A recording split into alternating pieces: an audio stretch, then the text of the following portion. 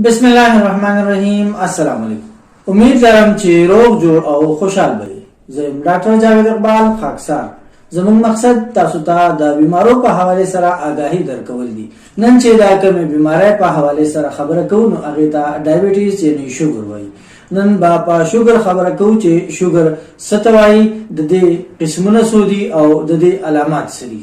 د شوګر ډېر قسمونه دي لکه ټایپ 1 ډایبټیز، ټایپ 2 ډایبټیز، گیسټیشنل ډایبټیز، ټایپ 3C ډایبټیز، لیټنٹ آٹو امیون ډایبټیز یعنی LADA، میچورٹی انسٹ ډایبټیز اف د ینګ یعنی MODY، نیونیټل ډایبټیز، برټل ډایبټیز. په دې هر یو باندې با تفصیلی خبره کوو. زموږ سره اوسېږئ.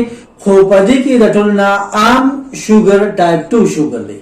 ډایبټیز یعنی شوګر یو داسې حالت دی چې په دې کې زموږ په وینه کې د ګلوکوزو مقدار زیات شي او دا هغه وخت کېږي کله چې زموږ لبلبه یعنی پنکریاس کافی انسولین نه جوړوي یا هغه همره نه جوړوي کوم چې بدن ته ضرورت دی، یا کافی مقدار انسولین جوړوي خو د وجوهاتو یا د بلاکیج په بنا باندې سپلای پورا نه کیږي. یعنی نن سبا اکثر خلکو ته ټایپ 2 شوګر زمون د لایف سټایل، بسیار خوري او د ورزش نه کولو یا د پیاده نه ګرځېدو د وجنه هم کېدی شي.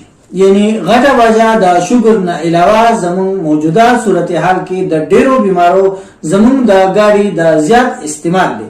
یعنی که چا سره هر قسمه سہولت میسر دی، مثلا د موټر سایکل نه واخله د موټر وغیرہ پورې، نو مون عموما د کور نه په گاډي کې کینو او چې کوم ځای ته زو غم خاده ته پوس پختنه لا نو د هغه ځای ته د هغه په کوڅه کې د گاډي نه کوشو. یعنی مون دوه قدمه مزل پیاده نه کوو او نه کولی شو.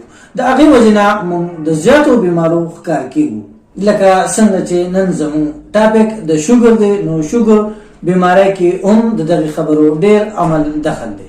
د شوګر په علاماتو کې تنده زیاته لګیدل، خوله اوچیدل، تشې متازي زیات راتلل، ستړی والی محسوسېدل، په وزن کې کمی راتلل، په نظر کې کمی محسوسېدل او زخم نه کېدل یا په ډیر په مزه ښه کېدل او بار بار انفیکشن کېدل، UTI کېدل او خپې لاسونه میږي کېدل. دغه قسمه علامات د شوګر کېدی شي. نو که تاسو هم د دغسې علاماتو سره مخ یې نو د خپل ډاکټر سره ضرور رابطه وکړئ. جاوید اقبال خاکسار په خپلو دعاګانو کې یاد ساتئ. والسلام.